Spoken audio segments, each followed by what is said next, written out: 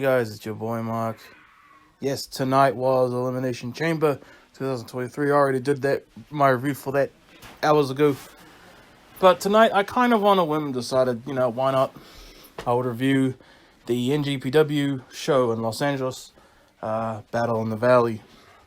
With the debut of Mercedes Moné, FKA, Sasha Banks in WWE. That's the big thing everyone wants from this show. And truth be told, I missed like half of the show. I'm just going to be honest. I didn't even care about listing the matches until we just talk about the ones that I watched. You know what I mean? Especially because, let's be real, the only matches anyone cared about from the show were the last two matches and Eddie Kingston versus Jay White. And I'm just being real. But yeah, I'm happy to have another review on a whim, just like that. Done for today. So yeah. So when I got onto the show,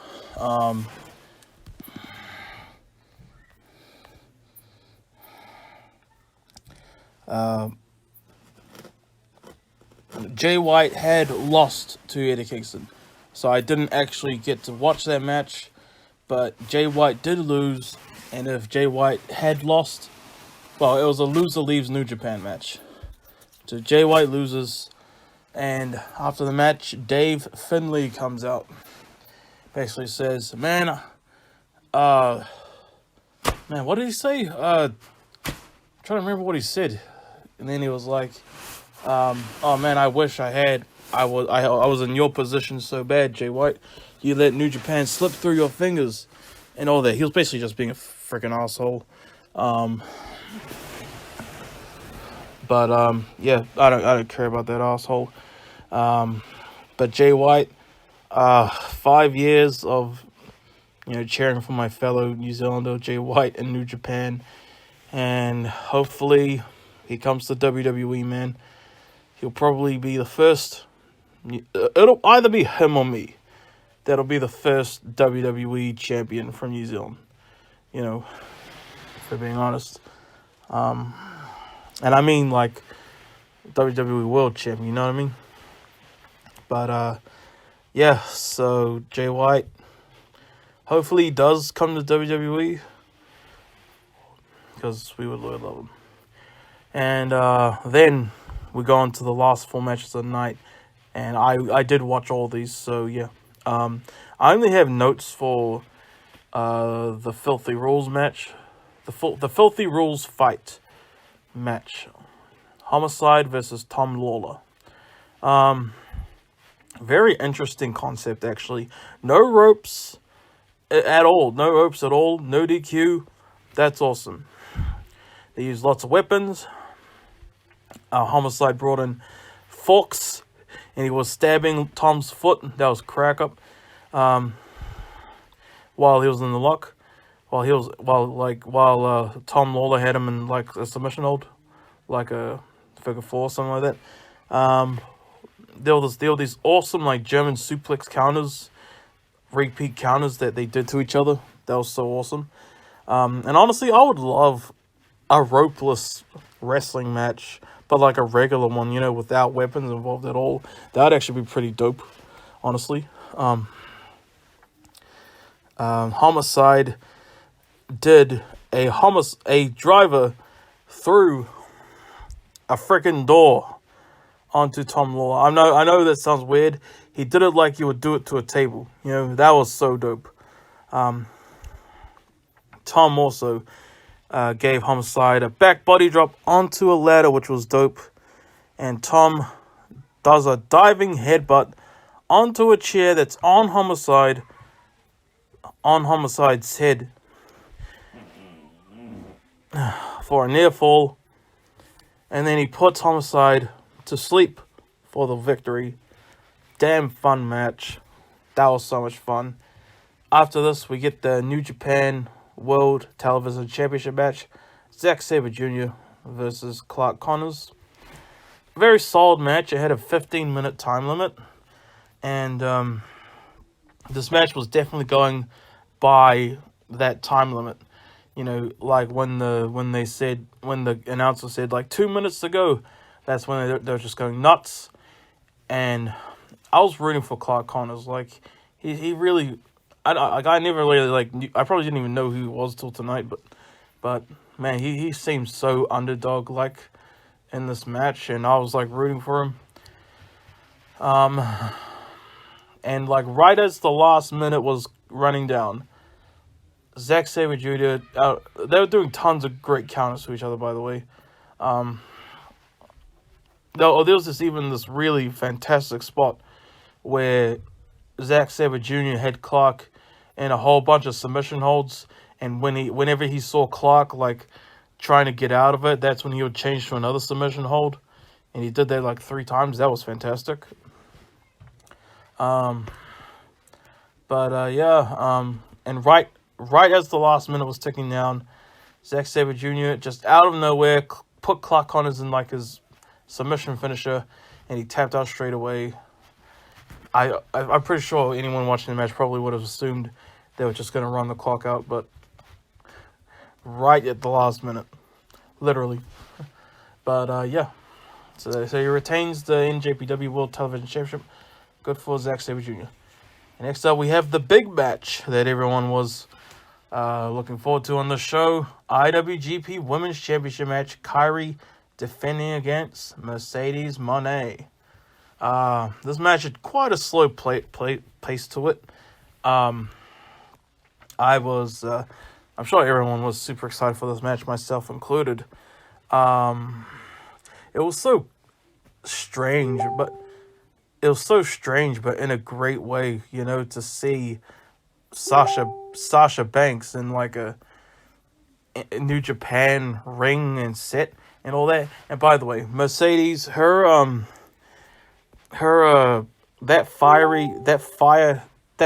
hair thing that she had at Wrestle Kingdom, I thought that was gonna be like her permanent look, but here she just had a regular just blue hair thing going on. But yes, very methodically paced. There was a really cool one of her signature moves, I guess, as Mercedes, it would be like a, what do you call it, the bank statement, but without the backbreaker beforehand. Like she just does the crossface bit. She did that right at the start, and she did the thing like, oh, almost got you. That was really cool. Yeah,